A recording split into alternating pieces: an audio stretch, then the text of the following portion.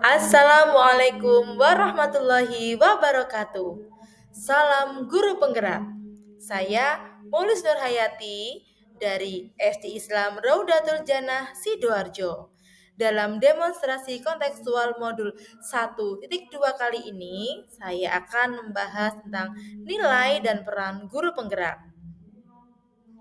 Sebagai seorang guru penggerak, kita harus memiliki nilai dan peran guru penggerak.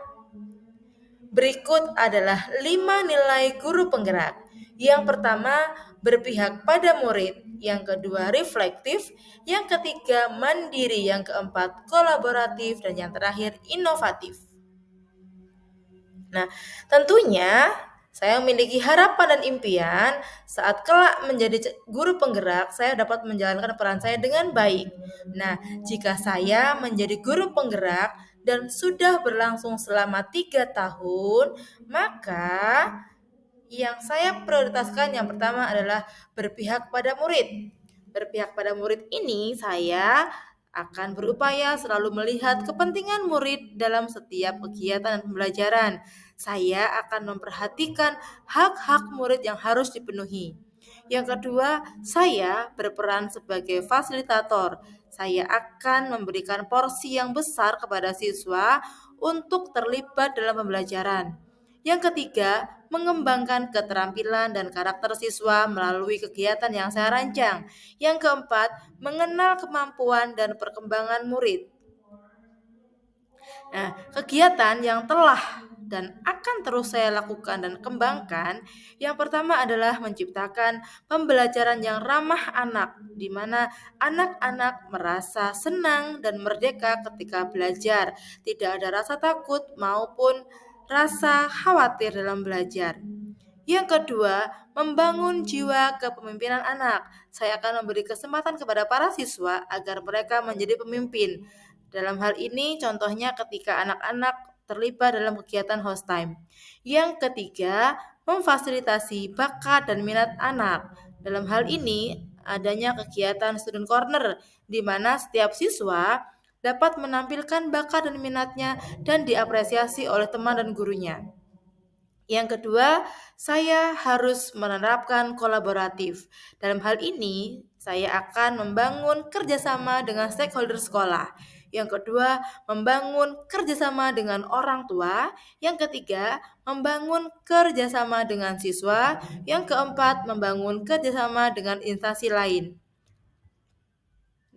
Kegiatan yang telah dan akan terus saya kembangkan adalah yang pertama, kolaborasi dengan rekan guru. Tentu ini perlu dukungan dari semua rekan guru agar kolaborasi berjalan dengan baik.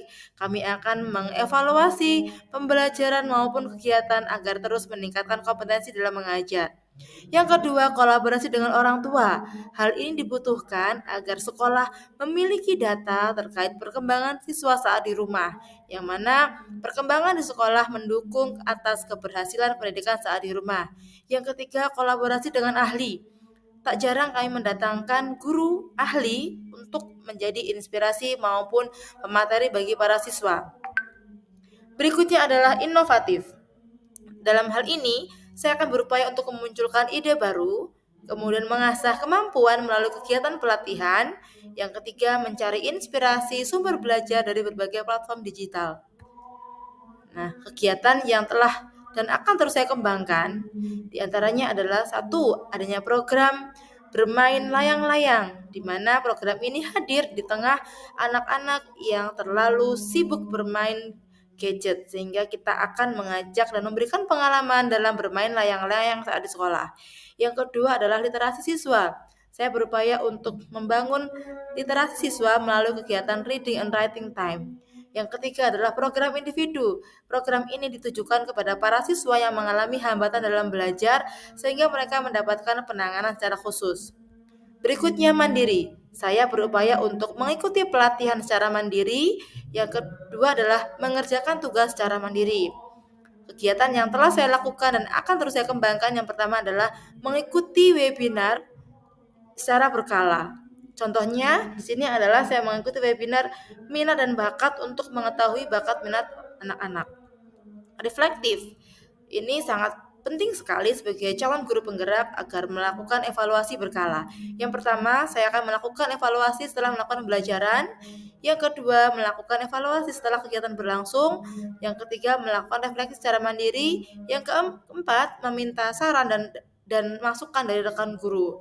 Nah, contoh kegiatan yang saya lakukan dan harus saya kembangkan yang pertama adalah saya mengadakan rapat evaluasi, dan terkadang jika memang terkendala waktu, maka evaluasi bisa dilakukan dengan cara sharing melalui grup WA maupun dengan secara online.